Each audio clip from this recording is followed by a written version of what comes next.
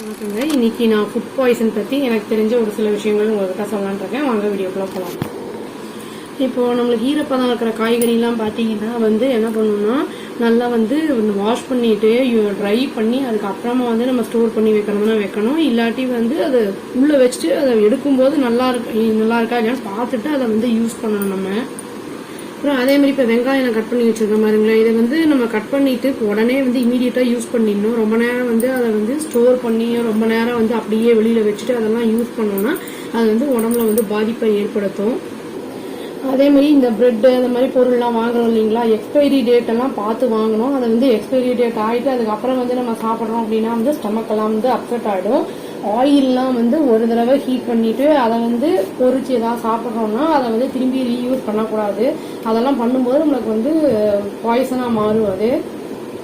இப்போ அதே மாதிரி வெளியிலலாம் அடிக்கடி சாப்பிட்றோம் அப்படின்னா மோஸ்ட் ஆஃப் த பீப்புளுக்கு இந்த மாதிரி இந்த மாதிரி ரீயூஸ் பண்ணுறது எண்ணெயை அப்புறம் வெங்காயம்லாம் கட் பண்ணி ரொம்ப நேரம் கழிச்சு அதை யூஸ் பண்ணுறது அந்த மாதிரிலாம் பண்ணுறதுனால ஃபுட் பாய்சன் ஆகுது. அதனால் வீட்டில் முடிஞ்ச அளவுக்கு நம்ம சாப்பிட்றது ஹெல்த்துக்கு ரொம்ப நல்லதாக இருக்கும். எந்த ஒரு அதாவது ப்ரொவிஷன் ஐட்டம்ஸ் அதெல்லாம் வாங்குறோம் அப்படின்னா தண்ணியெல்லாம் பட்டுச்சு அப்படின்னா ஒரு மாதிரி பூஞ்சி பிடிச்ச மாதிரி ஆயிடும், அதாவது ஃபங்கஸ். அதனால அந்த மாதிரிலாம் இல்லாமல் நம்ம நல்லா ட்ரையாக வெயிலில் நல்லா காய வச்சு ட்ரையாக ஒரு ஏர்டைட் கண்டெய்னரில் போட்டு வச்சோம்னா அது நல்லா இருக்கும் நம்மளுக்கு.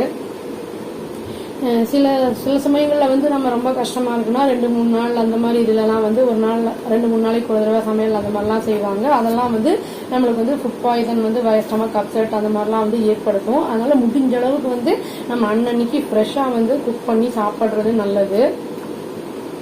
பேசிக்கலி ஃப்ரூட்ஸு வெஜிடபிள்ஸ் நான்வெஜ்ஜு எதாக இருந்தாலுமே நம்ம பார்த்துட்டு குவாலிட்டி எப்படி இருக்குது அப்படிங்கிறத பார்த்து வாங்கிட்டு அதுக்கப்புறம் நம்ம பண்ணி செஞ்சு சாப்பிட்டோம் அப்படின்னா நம்மளுக்கு அந்த ஃபுட் பாய்சன்லேருந்து விடுபடலாம்.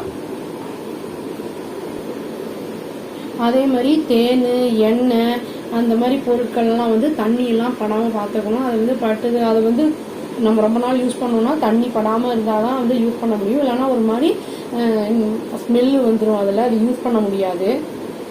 இந்த சின்ன சின்ன விஷயங்கள்லாம் ஃபாலோ பண்ணிட்டு இருந்தோம்னா நம்மளுக்கு ப்ராப்ளம்ஸும் இல்லாமல் இருக்கும். அவ்வளோதாங்க. Thank you. Please do like, share and subscribe our channel and click the bell icon and click the all option. Thank you.